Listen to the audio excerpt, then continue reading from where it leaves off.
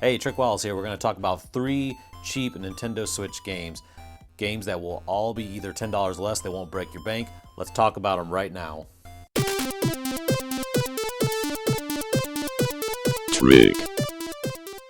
So the first game we're going to talk about is Downwell. Downwell is a retro-inspired platformer. It's actually, it's right in the title of the game. You're going down a well. It's sort of like a reverse tower climb.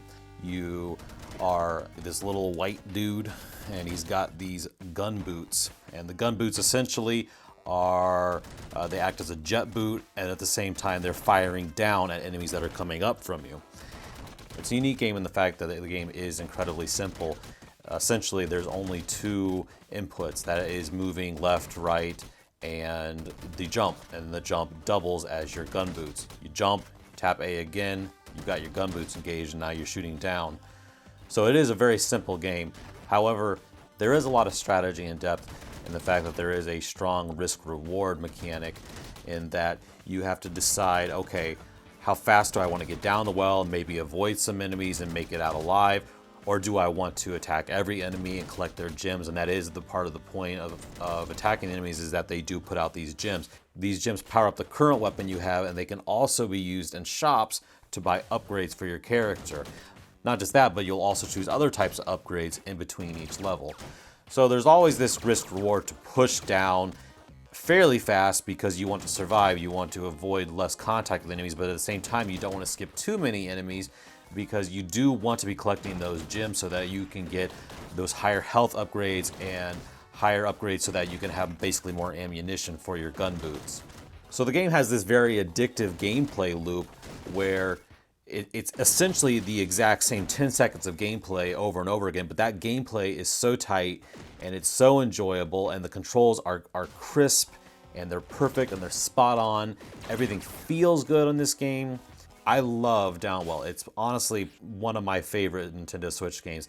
It's interesting because I have plenty of games that I put plenty of hours into, Animal Crossing, Breath of the Wild, but Downwell actually gets close to those games as far as how much time I've put into it. I've put hours and hours into Downwell, and I think a lot of it is the fact that it's that quick game you can jump in when you can't think of anything else to play and you just want a quick 5, 10, 20-minute gaming session. Downwell is perfect for that. I love it. It receives my full recommendation. Definitely check out Downwell. I'm pretty sure it's only $3, which is crazy. So check it out, Downwell. $3, can't go wrong with it.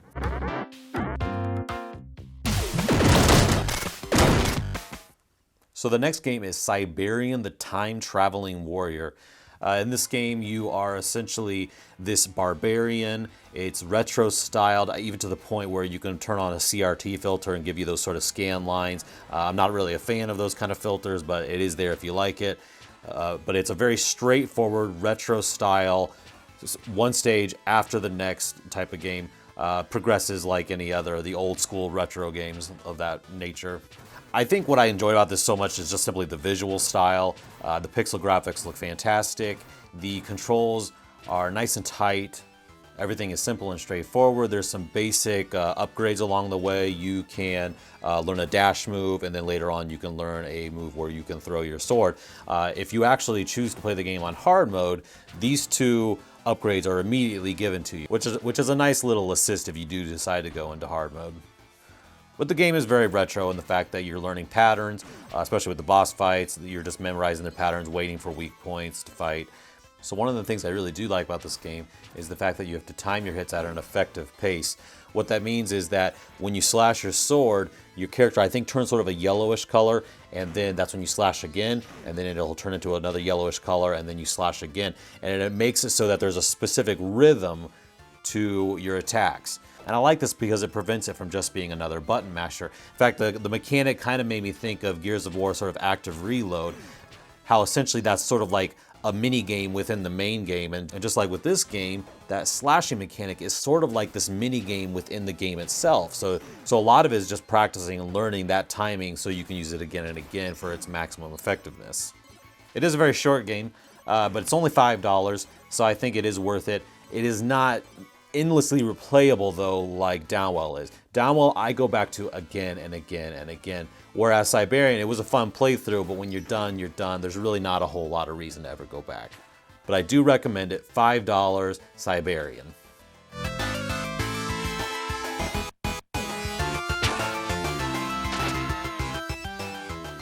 So the last game I'm going to recommend is Steamworld Dig.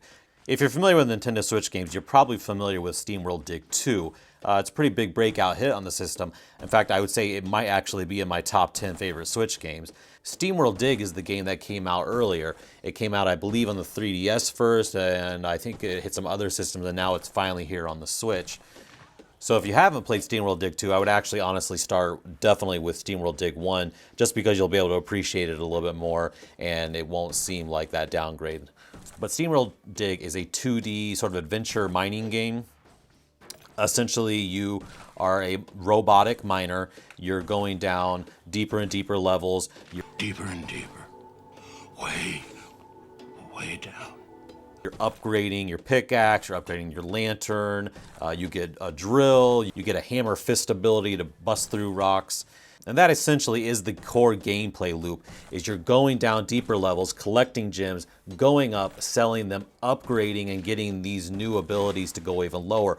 There actually is a bit more of a story to it. As you get lower and lower into the mine, there are some nefarious forces at work that are trying to work against you. And I don't want to spoil that because the game really changes drastically once you get to the lower levels. In fact, you're really not going to feel like you're in a mine anymore later on in the game. But the game does feature a fantastic core gameplay loop. It has some light puzzle rooms. It also has some simple combat, really good platforming. The game just feels fantastic. I'm really a sucker for these miner games. I actually played a game called Miner Dig Deep that was one of those Xbox community games back on the Xbox 360, and I just put hours and hours into that. And this essentially just feels like a massively upgraded version of that game. And this game is $10. I will say out of the three of them, it is by far the most polished of the three, and I think it is absolutely deserving of that $3. I have seen it multiple times on sale though for I think less than $3. I think you'd be crazy not to buy it at that price. You're definitely going to enjoy the game. You're going to enjoy that core gameplay loop if you're into those types of games.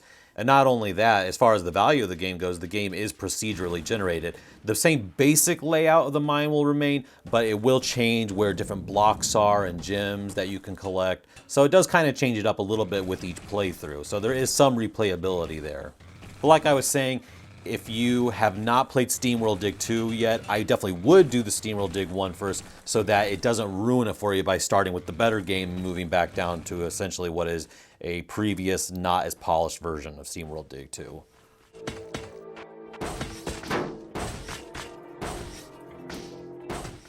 That's what I got for you. If you do enjoy this content, please consider subscribing, maybe liking. And if you'd like to comment, I would love to discuss what your favorite budget Nintendo Switch games are. Hope you have a great day. Later.